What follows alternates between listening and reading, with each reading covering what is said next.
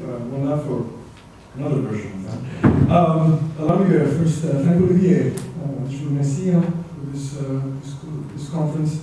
Unfortunately, John is stuck in Dakar, Senegal.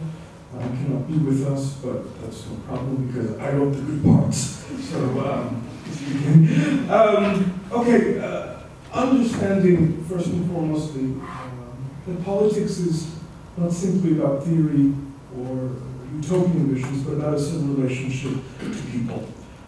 That's the question that we began with, and of course, when one looks at Orwell, the question of what people, which people, how many peoples, poses itself immediately. So this is to say that Orwell's treatment of the so-called common and of the people reveal the latter categories to be a site of deep political and psychological ambivalence here. He reminds us, on one hand, that politics is about setting aside your class pretensions and about frequenting those who are alternately uncouth, uneducated, and unclean. In other words, politics is about interacting with people you would normally avoid. It's about interacting with those you would normally avoid, regardless of the sincerity of your political discourse. It's about finding yourself on the streets and testing your commitments there. Now, this is all well and good, and while Orwell may have actually believed this with some sincerity, he also knew that there was something impossible about all of this. He knew that there was something impossible about the flight from bourgeois determinism to a space of true political consciousness, where such intercourse would indeed be possible, and that this movement is not without its contradictions here. It's for this reason that the idea of the people in Orwell's work is shot through with all of these chiasma, and that's what I want to problematize today here. Orwell's problem with his people had multiple, partly overlapping dimensions: sociological, political, ethical, and cultural. Each dimension led to rather different distinctions and dividing lines in response to analytical issues and political challenges that throughout his career became more and more variable. In Orwell's oeuvre, one encounters inter alia, the dichotomy between the bourgeois slave, the proletarian animal. This is, of course, central to 1984, but it's also explored in a very different form in the novels of the 30s.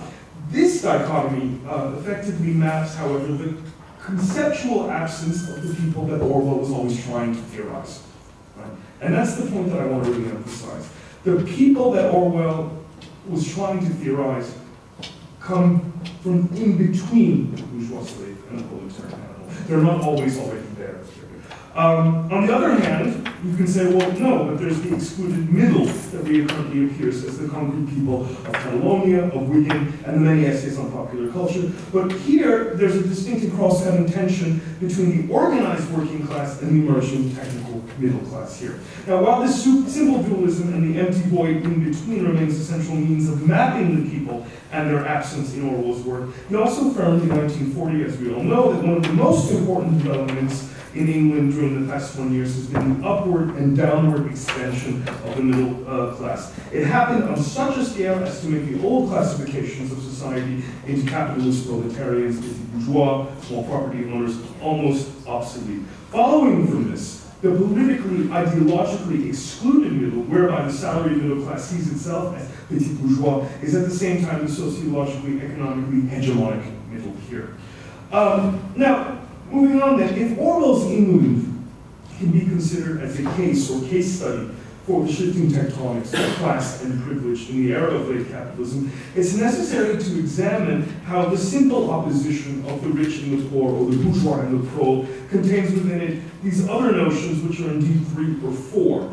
That is, within the interstices of this simple opposition, one finds a series of micro-oppositions and triadic structures, these nuances, which, for example, in the case of the proles, you find dignified and decent miners on one hand, you find loathsome and despondent lovers of their own abjection, you find wily tramps, you find confidence men, so on and so forth. The world of the bourgeois slave, of course, is equally separated and hierarchized. You have on one hand George Orwell's suburban nightmare, the territorialization by the money code, Gordon Comstock's fetishism of the freedom of the poor, and his desire to deterritorialize from the money code, and also, of course, Winston Smith, whose subjectivity is characterized by his docility and malleability. Of course, in Oceania, he's as much as a rebel as anybody can really be. We have to remember that. Now, in depicting and wrestling with these antinomies, which I think Orwell was, he was also reflecting on the dilemmas of the universe that lacked political consciousness, and thus create the conditions where, as in Animal Farm, the pigs could effectively triumph here. In other words, the first half of the 20th century for Orwell was a temporal space where the people had disappeared, and with the disappearance of the people, the disappearance of the possibility for political consciousness. And what fills that void, as we noted in the paper, is the debased consciousness of the intellectual, the avant-garde, and the cultural and desiring left here. So it's through his cartographies of the people and his acerbic caricatures of their idleness and phobias that he places in relief not class contradictions, but contradictions within classes, right?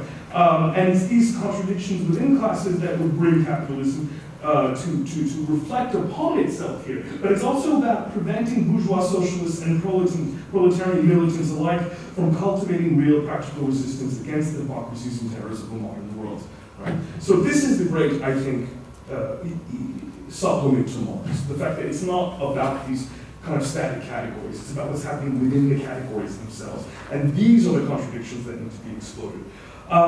In other words, true political consciousness meant overcoming these contradictions.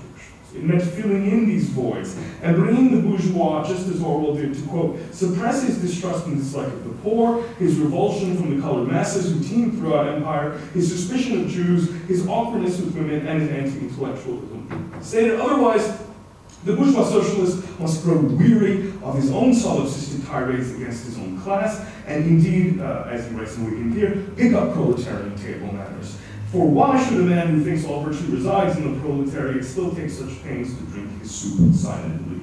Simultaneously, those of the low must in varying degrees refuse to accept their own reification and abjection, and ward off the technologically produced despondency of capitalist low leisure and catalyze their purported freedom from the money code to problematize both the bourgeois who equally disdain them and speak on their behalf, and late capitalism at large.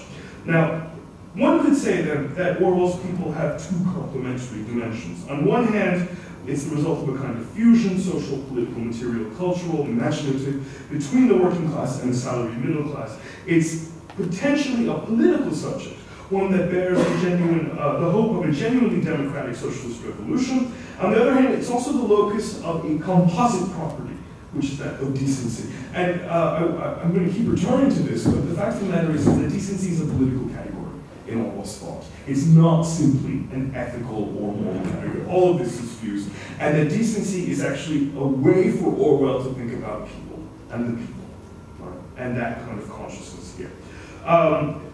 In other words, decency also extends far beyond politics to the defining features of a whole way of life here.